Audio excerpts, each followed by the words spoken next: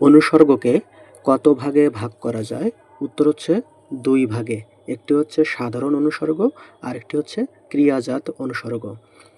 2 নম্বরে সাধারণ অনুসর্গের প্রয়োগ ঘটেছে কোনটিতে? উত্তর হচ্ছে মাথার উপরে নীল আকাশ।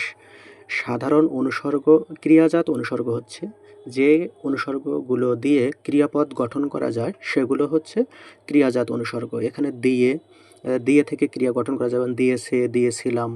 আবার করে থেকে করেছিলাম, করেছিল ক্রিয়াপদ গঠিত হচ্ছে। আবার ধরেছি, ধরেছিল, এখান থেকেও কিন্তু ক্রিয়াপদ গঠিত হচ্ছে।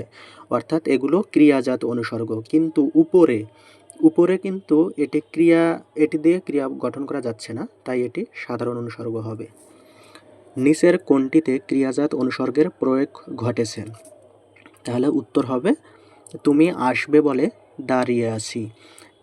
এখানে যেমন বলে দ্বারা কিন্তু ক্রিয়া গঠন করা যাচ্ছে, যেমন বলেছিলাম, বলেছিল, বলেছিলেন, ক্রিয়াপদ গঠন করা যাচ্ছে। আর এই ক্রিয়াপদ থেকে বলে অনুসর্গটি গঠিত হয়েছে, সেজন্য বলে হচ্ছে ক্রিয়াজাত অনুসর্গ। কোনটি অনুসর্গের উদাহরণ? উত্তর হচ্ছে অভিমুখে, কাছে। ক্রিয়াপদ থেকে তৈরি হয়েছে কোন অনুসর্গ? উত্তর হচ্ছে ক্রিয়াজাত অনুসর্গ।